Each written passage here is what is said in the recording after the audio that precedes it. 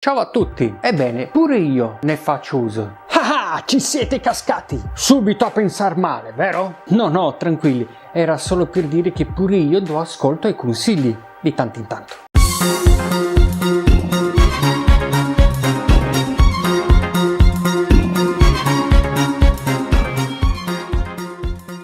Vi ricordate? La volta precedente io vi avevo parlato di un caso limite di una ragazza che mi aveva mandato un portfolio inguardabile e io per tutta risposta le avevo detto che cosa non andava e come poteva migliorare. Lei che fece? Mi rispose in modo molto seccato. Quello fu una scusa per dirvi che bisogna sempre ascoltare le persone, soprattutto quando queste hanno una certa esperienza. Ma parlo di me, ovviamente. Ora, noi italiani abbiamo la gran brutta reputazione di essere dei fantastici chiacchieroni su qualsiasi argomento. Fidati di me, io so quello che dico. Non è giusto darvi dei consigli perché l'esperienza è fondamentale. Vi ho fregato, sapete che cosa faccio? Ora vi do persino io dei consigli. Chi è? Ragazzi miei belli, comunque sia, l'esperienza si forma anche quando ve la prendete in quel posto. Amicizie, lavori o esperienze negative possono condizionarci.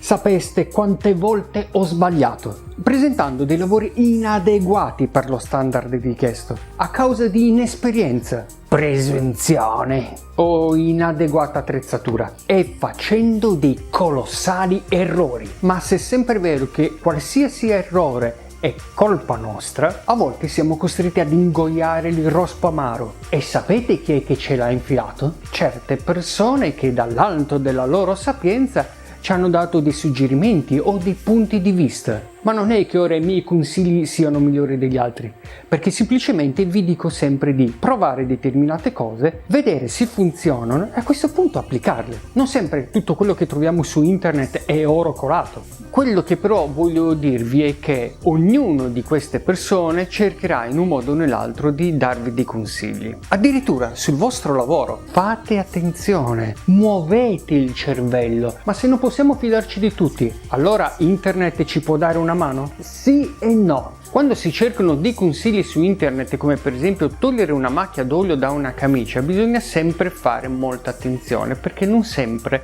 la saggezza di internet vale. I consigli migliori non solo arriveranno da voi stessi, ma dalle azioni che voi intraprenderete. Non è necessario, se vuoi imparare a usare Photoshop, di un professore o di un docente. Cerchiamo di capirci, non è che ora improvvisamente mi do una zappa sui piedi perché pure io insegno fotografia, ma ci sono delle alternative. Certo, Photoshop è profondamente complicato, molto complicato, ma esistono i tutorial, ma soprattutto sono gratuiti. Sono un mezzo fantastico e straordinario per poter iniziare a cozzare violentemente la vostra testa davanti al monitor e iniziare a bestemmiare in tutte le vostre lingue conosciute. Significa mettersi d'impegno e divertirvi, giocare, fare in modo di imparare agendo ma divertendovi. Volete arrivare a uno scopo. Cosa posso fare con questa foto? Li voglio fare uscire le fiamme dagli occhi della mia ragazza. Ok,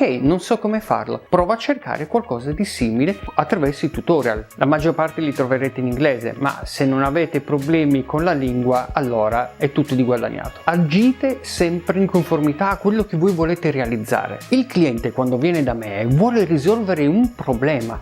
Voi dovete avere già la soluzione in tasca e la soluzione in tasca arriva solo attraverso l'esperienza e la competenza. Non è risolvere il loro problema accettando un lavoro che vale 100 e voi dite ok, te lo faccio a 30. Cioè, avete capito bene cosa sto dicendo, capito? Quando il cliente viene da voi avete già vinto. Significa che il cliente ha visto il vostro lavoro e vuole risolvere un problema. Quindi la cosa migliore da fare è non scendere mai a compromessi, soprattutto quando si tratta dei quattrini. In poche parole, mantenete un certo profilo. Voi dovete avere degli obiettivi, voi dovete sapere esattamente che cosa volete fare e come volete farlo. Lui ha un problema, io sono la soluzione. Se lui ti dice sì, sei la mia soluzione, però mi costi troppo, ma vai altrove. Se il tuo problema è un capo chic da esibire nelle grandi occasioni, non badi a spese e vai ad acquistare un prodotto di qualità a prezzo pieno, è la stessa identica cosa.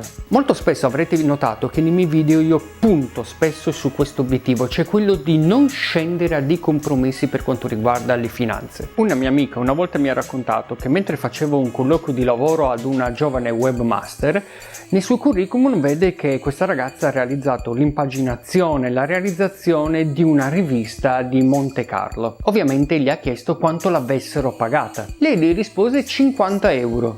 Tutta contenta, la mia amica ha detto: ah bene, 50 euro per pagina. No, la sua risposta fu 50 euro in totale. Bene, spetta a voi a questo punto farvi un'idea ben precisa. È stata lei una sciocca ad aver accettato? Oppure lui è stato un furbacchione, lui è una lei che sia, ad avere trovato una persona che gli abbia fatto un lavoro così importante quasi gratuitamente? E siamo certi al 100% di additare quell'editore come disonesto? Ragazzi, il mercato lo permette. Questo esempio reale vi illustra esattamente l'importanza di darsi delle arie e di farsi valere. Ha detto darsi delle arie! Perché no? Qual è il problema?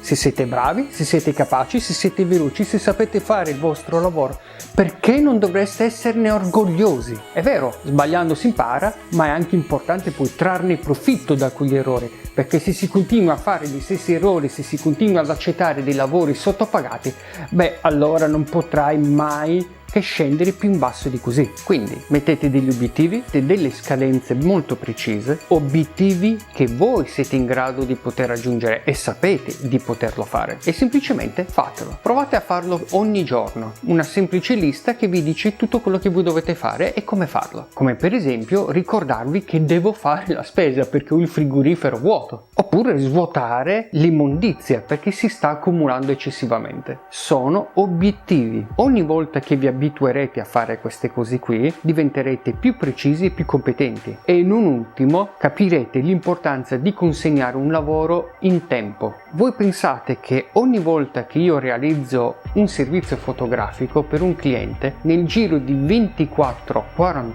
ore il lavoro è bello che consegnato. Il cliente rimane molto contento, osserva il lavoro, professionale, soddisfatto e paga senza batter ciglio. Perciò diventate i vostri migliori consiglieri. Se dovete fare una scelta molto precisa, prendete un po' di tempo. Non dite sempre sì immediatamente. Ascoltate, ragionateci sopra e in seguito decidete. Sempre che non sia una ghiotta occasione da prendere al volo. Bene, anche per questa volta ho terminato. Come sempre il mio invito è quello di iscrivervi al mio canale, commentarlo o mettere un like. Buona serata a tutti voi.